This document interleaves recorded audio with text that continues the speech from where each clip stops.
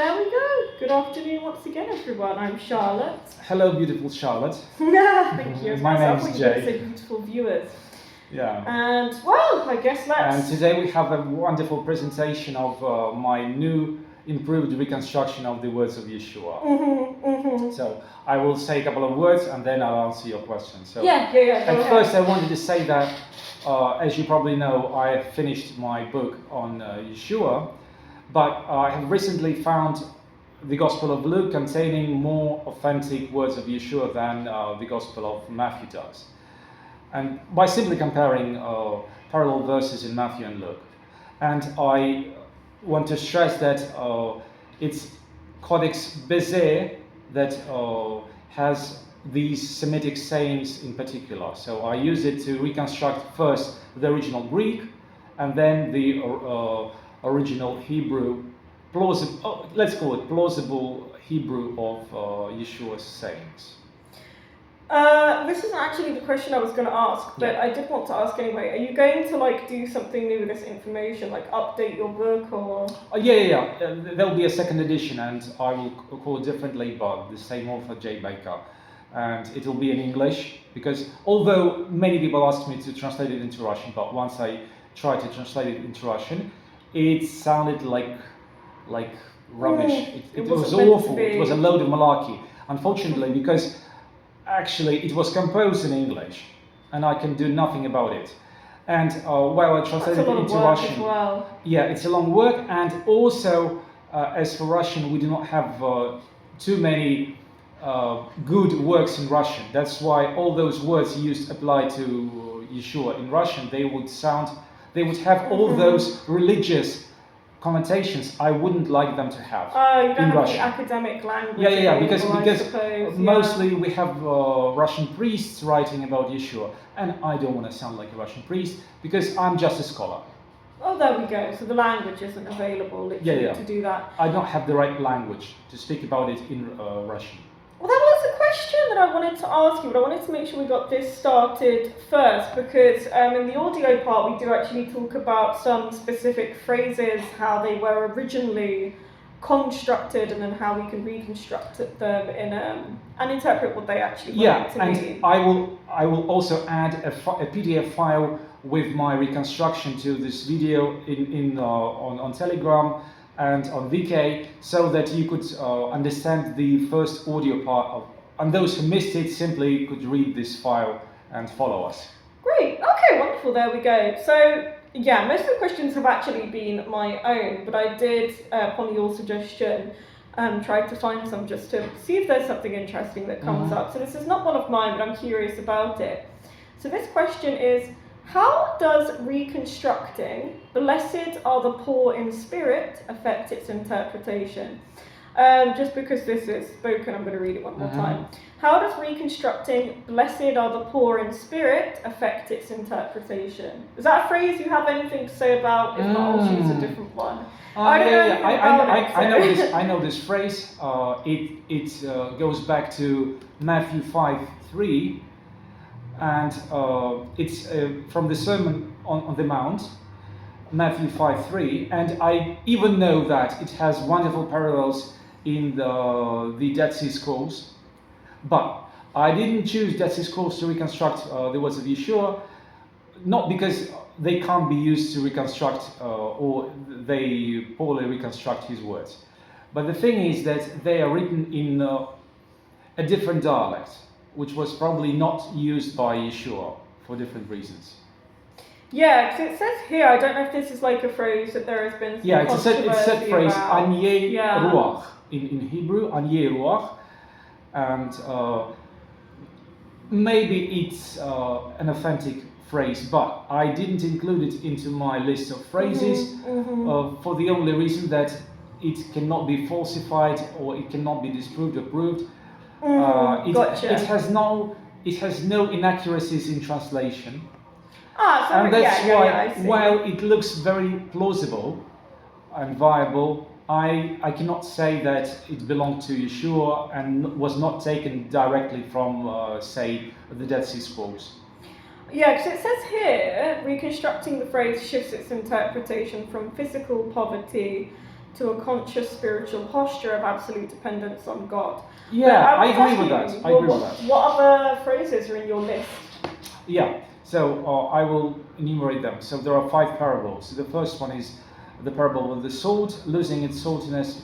The second about the builder who built his house on a rock. Yeah, we'll on the discuss rock. these in the audio section. Yeah, if anyone the wants third to hear the about third them. is Yeshua said, "I came not to bring to give you or to create peace," as in my final reconstruction, to create.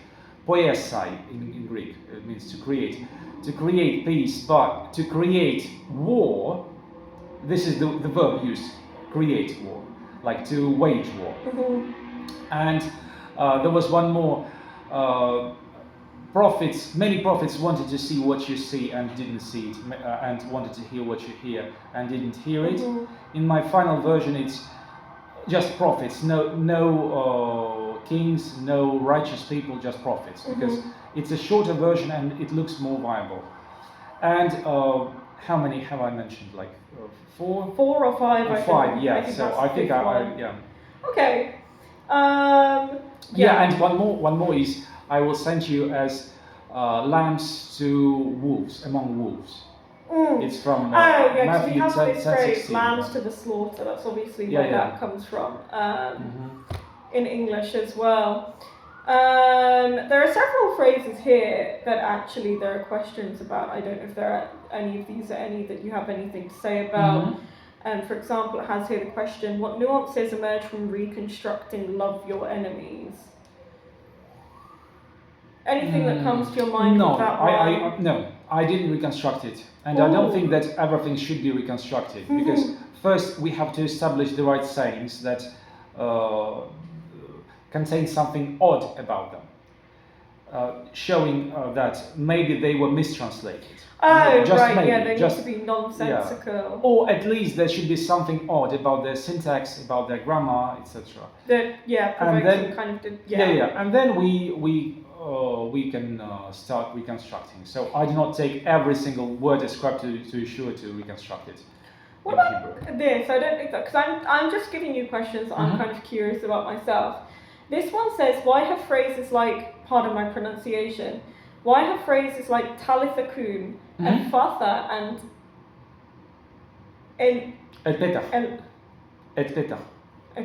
thank you, I'm not even going to try, it's embarrassing. That's cool though. Or Eloi, Eloi have been... Eloi lema shvaktani. Yeah, it's an Aramaic, yeah. Why have they been preserved in their Semitic form? First of all, I don't think that they were preserved. Maybe they were interpolated. That's a whole different thing. So what does that mean? It means that they were inserted into the manuscripts just to make everything sound more authentic. Because the authors of Gospels, they did not have a list of Aramaic or Hebrew sayings at their disposal. And here I should explain. So they had a list of translated, and not they. When I say they, I mean literally Luke, or the author of the Gospel of Luke, let's put it this way. Because all names were given to Gospels later on. So the compiler or the author of the Gospel of Luke had a list of authentic Yeshua sayings translated or mistranslated into Greek.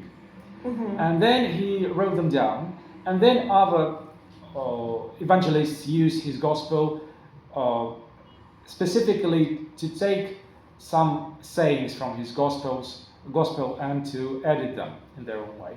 And Mark, by the way, it was Mark who used Aramaisms. He knew Aramaic language, and that's why he wanted to add Aramaic versions of some sayings mentioned by Matthew, for example, like girls stand up. And that's why he said Talitha Kum, just to show off his knowledge of Galilean Aramaic. Because Talitha means go, and Kum is a masculine form of stand up.